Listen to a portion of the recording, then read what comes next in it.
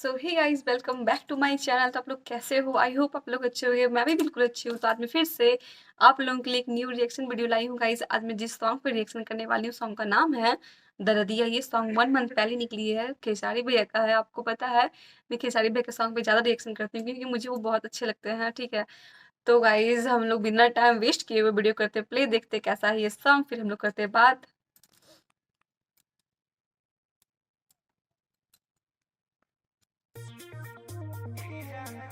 ओह, हमारे भोजपुरी स्टार।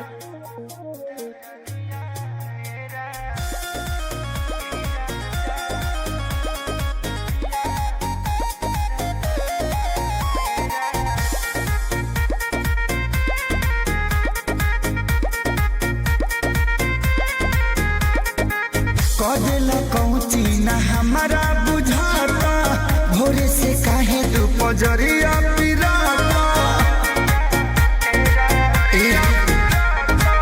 काया झुरा गइल रे ननी के काट में, तनिको ना सोचल ये राजा जी रात में।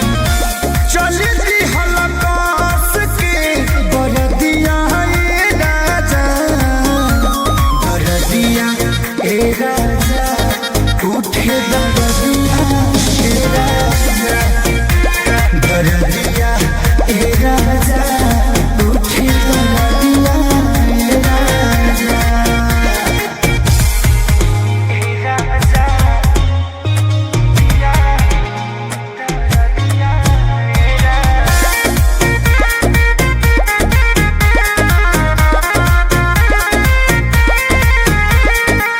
तू करवट गइल हे राजा, देह से लिपट गइल।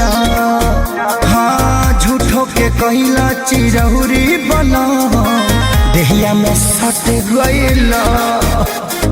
ए पिया सोना, तू करवट गइल हे राजा, देह से लिपट गइल।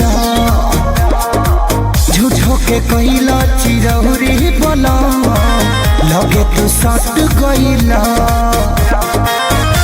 खाई गइला बुझी पर सदिया ए राजा, दरदिया ए राजा, उठे दरदिया ए राजा, दरदिया ए राजा, उठे दरदिया ए राजा।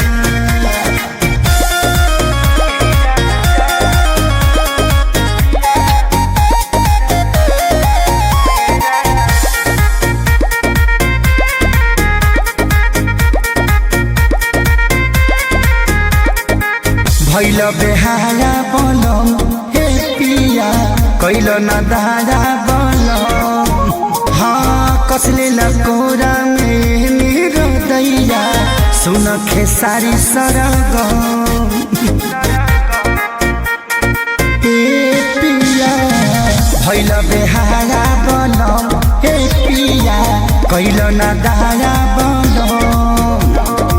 कसले लकोरावा में तेहनी रहतैया, सुन खेसारी सरगम।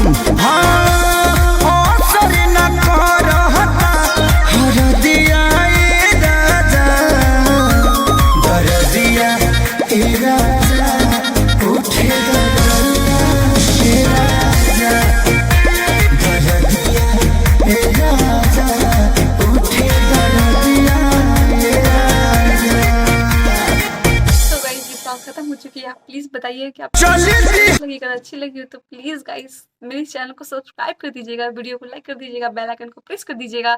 अभी मैं नई हूँ गाइस, मुझे उतना नॉलेज नहीं है। प्लीज आप लोग मेरा सपोर्ट कीजिए ताकि मैं आगे बढ़ पाऊँ। ठीक है, अगर अच्छी लगी हो तो सब्सक्राइब कर दीजिएगा, वीडियो को लाइक कर दीजिएगा, बेल आइकन को प्रेस कर दीजिएगा। मैं मिलती हूँ गाइस नेक्स्ट वीडियो में। ऐसे मैं वीडियो आप लोगों के लिए लाती रहती हूँ। तो मिलती हूँ गाइस नेक्स्ट वीडियो में। बट टेक केयर।